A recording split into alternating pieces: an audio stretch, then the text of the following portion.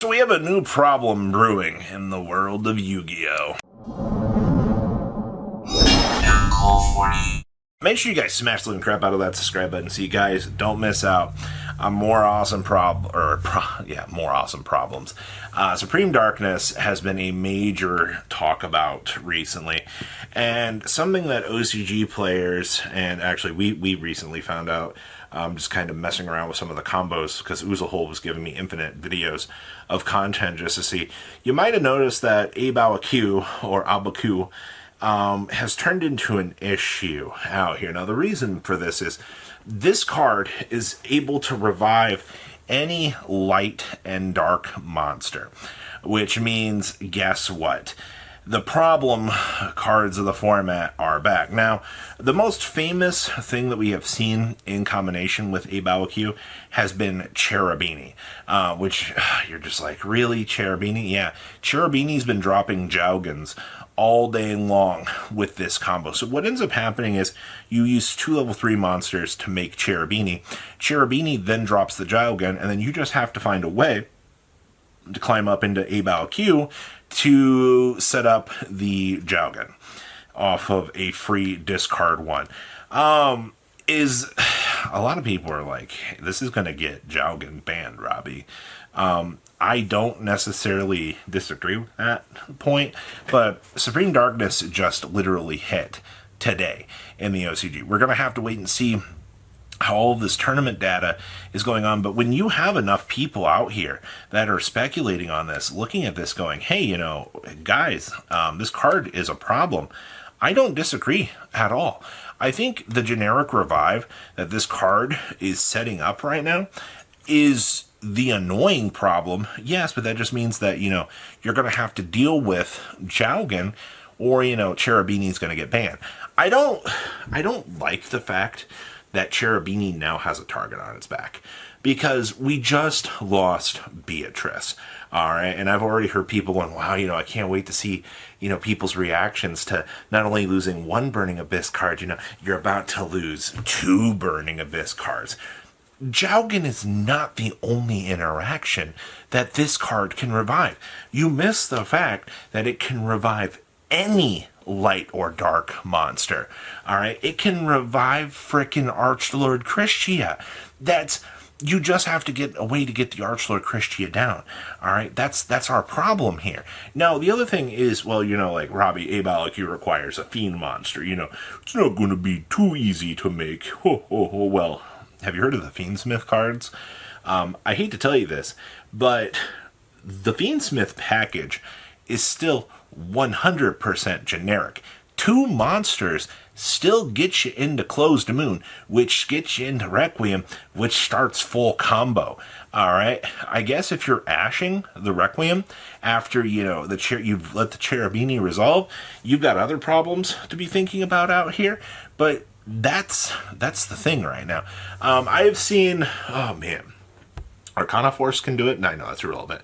Any 2 level 3s, so Terratop, Takum Tumborg, Goblin Biker stuff, can do it. I've also seen, oh man, the fact that it's literally like, it's 1 card, and I think you need another card to extend up, which, let's call it what it is. It depends on who the card starter is out here to get the initial combo rolling.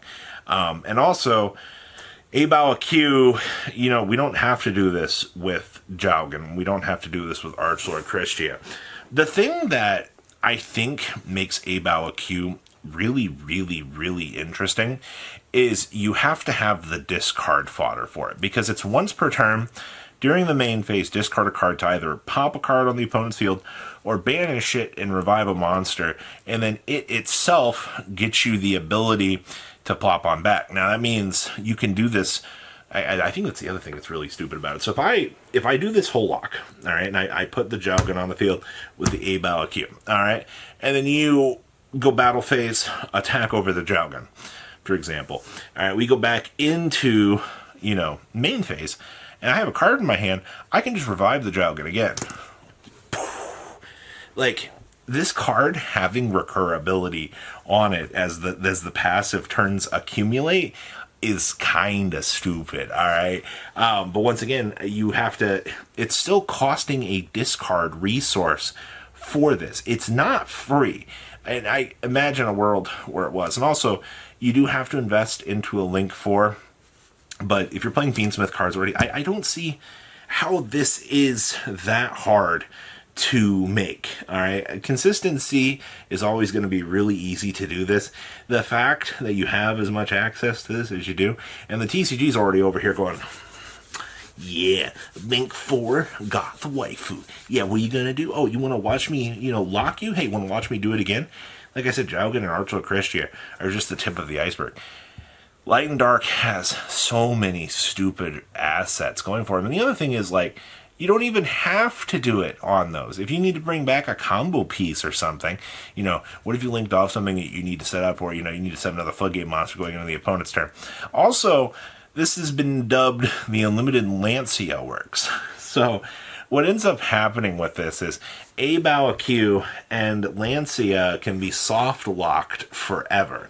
So what I mean by this is Abao has the ability to revive Lancia, and then Lancia can fire itself from the field.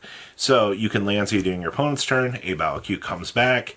If your opponent doesn't out the Abao on the next turn, we can go ahead and revive Lancia, pass on into the opponent's turn again, and we can Unlimited Lancia Works you.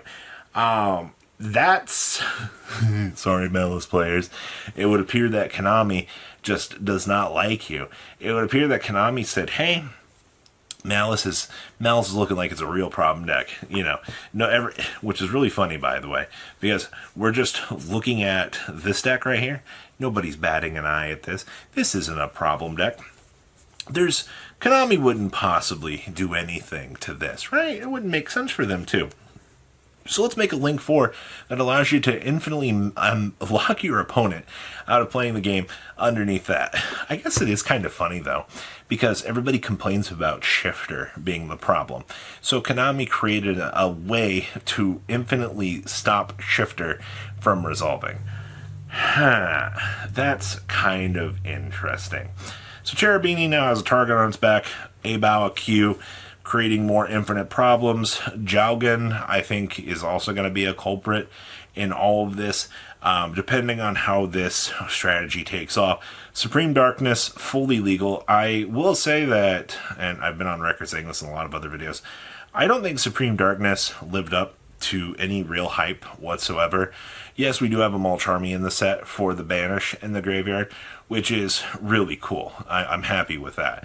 The problem was, we don't have a lot of graveyard-based revival in the current format, but we do have a lot of actual banish value with Malice coming. I just don't know if Malice is probably going to be a week 1, week 2 hype for sure, but I don't really think it's going to stick around too much out here. And then you got to remember, how much will these decks be able to have access to Abao?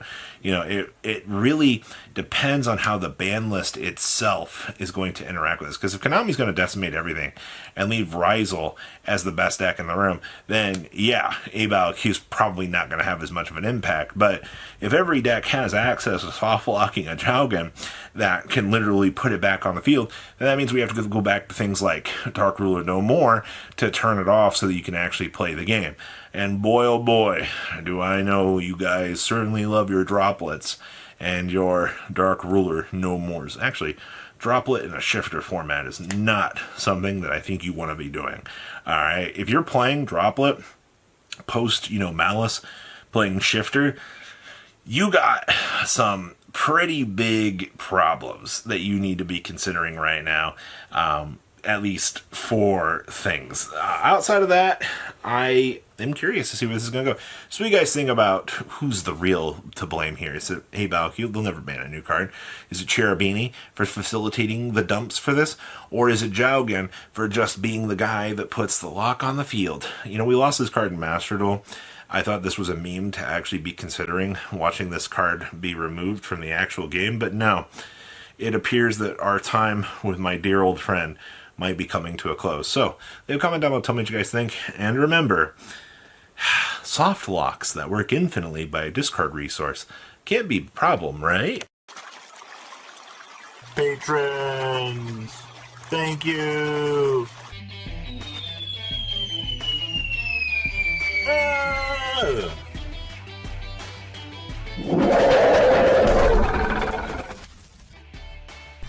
Thank you so much for watching. Check out these other videos.